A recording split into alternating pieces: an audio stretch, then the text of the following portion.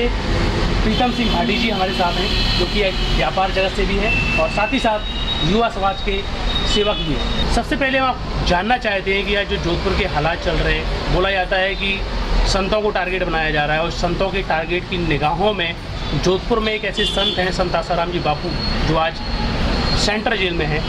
आप एक युवा समाज के कार्यकर्ता भी हैं, क्या कहेंगे उनके विषय में आप? बापूजी के साथ में जो अन्याय हो रहा है वो हम इसके लिए भी दुखी है, हम भी खुद ही दुखी हैं कि इतना विलम्ब चल रहा है न्याय में। काफ़ी रिपोर्ट्स आ चुकी है, काफ़ी उनकी तरफ से कामकाज हो चुके हैं, वो अलग है। न्यायपालिका जो प्रोसेस है वो तो चलेगा ही। और मेरा जहाँ तक विचार है कि मैं खुद आदेश विद्या मंदिर से पढ़ा हुआ हूँ, मैंने शुरू से सीखा है कि संतों का क्या महत्व है, शास्त्रों का क्या महत्व है, अपनी संस्कृति का क्या महत्व है। तो आज के युग में अगर इन लोगों को अगर हमने नहीं बचाया या इनके महत्व को नहीं समझा, तो एक दिन जिस दिन ये विलुप्त हो जाएंगे तो हमको बहुत पछताना पड़ेगा और ये हमारे लिए हिंदू संस्कृति में, हिंदू समाज के लिए बहुत क्षति होगी है। मैं आपको कुछ बातें बता दूं कि संत आसाराम जी बापू 80 वर्षीय एक ऐसे संत हैं जिनके ऊपर आज पॉक्सो एक्ट लगाया गया, गैर जमानती धारा लगाई गई है।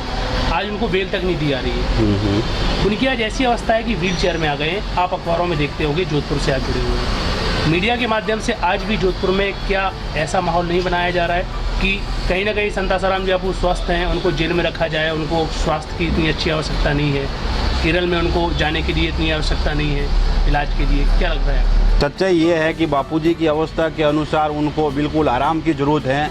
वाकई में उनको आराम मिलना चाहिए, डॉक्टरों के साथ टीम रहनी चाहिए और हो सके तो न्यायपालिका या न्याय क्षेत्र से बाहर उनको आराम, औषधि वगैरह जो उपचार है वो उपचार होने चाहिए। वही सर्वश्रेष्ठ है मेरे हिसाब से।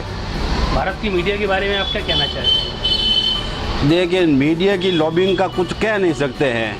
कुछ ऐसे न्यूज़ चैनल है जो वाकई बहुत ज़बरदस्त और बहुत अच्छे हैं, जिनसे हमें ज्ञान मिलता है। बहुत सी ऐसी घटनाएं मिलती हैं कि हमको लगता है कि अगर हम ये नहीं इनके थ्रू देख पाते तो पता नहीं हम अज्ञान के अंधेरे में होते। और आप जैसे कह रहे हो, कुछ मीडिया ऐसी भी हो सकती है जो अलग चीज़ दिखा रही है। जैसे इलेक्शनों में होता है, लॉबिंग चलाते हैं ये लोग, किन को टारगेट करना होता है, किन को जिताने के लिए ये लोग करते हैं। तो इस संदर्भ में मैं किसी को दोष ही नहीं दूंगा कि भाई ये मीडिया गलत है और ये मीडिया सही है।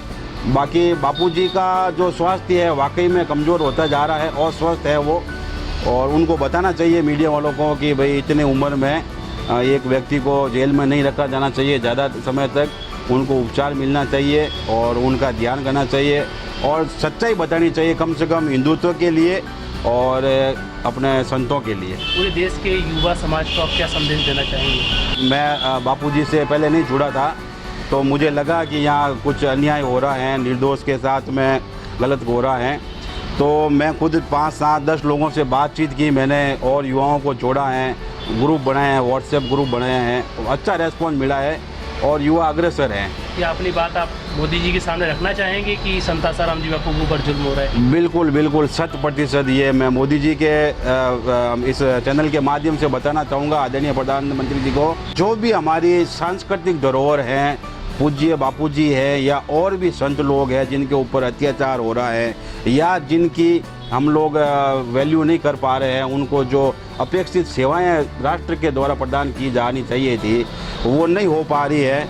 तो इन सब के लिए मैं एक प्रार्थना करूंगा, निवेदन करूंगा मोदी जी से कि राष्ट्र हित में ऐसा कोई एक कानून बनना चाहिए ताकि संतों का और जो हमारी राष्ट्रीय संस्कृति है वो संरक्षित रखी जा सके।